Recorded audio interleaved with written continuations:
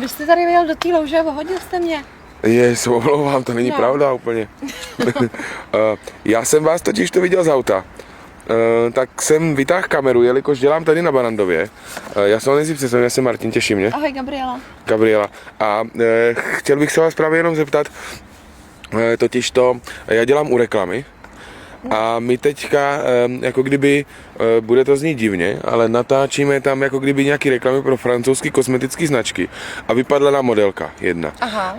A ona, jako vy máte takový výzor modelky, tak se chci zeptat, jestli s tím třeba nemáte nějaké zkušenosti. Ne. Fakt ne? Ne, to nemám. Zkušenosti. A co děláte, když se mu zeptám? Já jsem kadeřnice. Kadeřnice. Ale nevypadáte jako kadeřnice. Jak to? A máte hezký tetování ke všemu. Děkuji.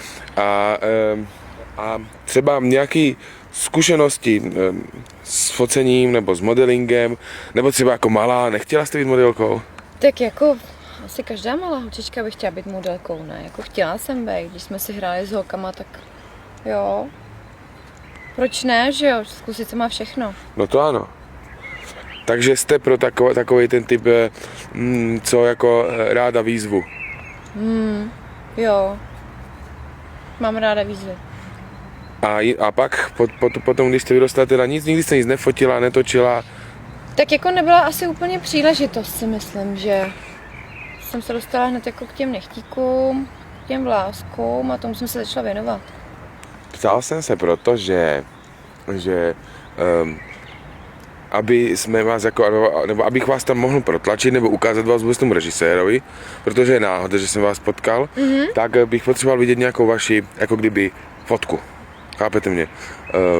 Moji fotku? No, moji fotku, vaši fotku, jako kdyby castingovou fotku, víte jak, protože my bereme většinou ale já holky. žádný fotky takovýhle asi nemám, než... No, právě proto, to vám říkám. A teďka, no ale samozřejmě, co jako je možný udělat, tak pokud byste měla zájem, řekněme, já bych to jako risknul, já si myslím totiž to, že byste tam mohla projít. Nebo respektive, že byste tam určitě prošla, protože prostě to je náhoda. Tohle to je náhoda, že kdybych vám dal nějaký peníze teďka, že byste si třeba vydělala, řekněme, 2-4 tisíce, jste schopna se mnou udělat ten casting rychle, mám tady kameru, 2-3krát vás cvaknu a je to hotový. Jako teď tady, jo? No, teď? Neřekl jsem tady. Tady asi ne, tady jsme na ulici, tady jsem... To je jako to vůbec, to... Takže bych to viděl tak, že třeba pokud byste měla zájem, tak byste si skočila do auta, já bych si skočil do svýho, zajeli bychom někam asi dál, tam bychom udělali ten casting, vyměnili bychom si čísla a já hned, když přijel domů, tak bych poslal tomu režisérovi vaše fotky.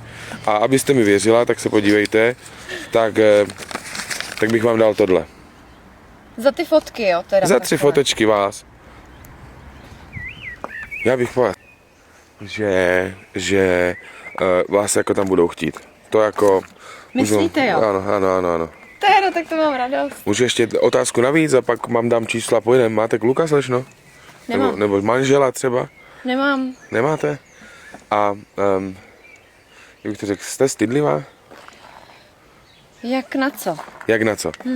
A kdybych vám řekl, teďka už mimo, jako kdyby tohle vše, že nechtěli jste si třeba ještě jako kdyby vydělat a zároveň pojistit jako kdyby job? Proč se smějete, to není sranda. Teď si nerozumím teda moc. Já bych...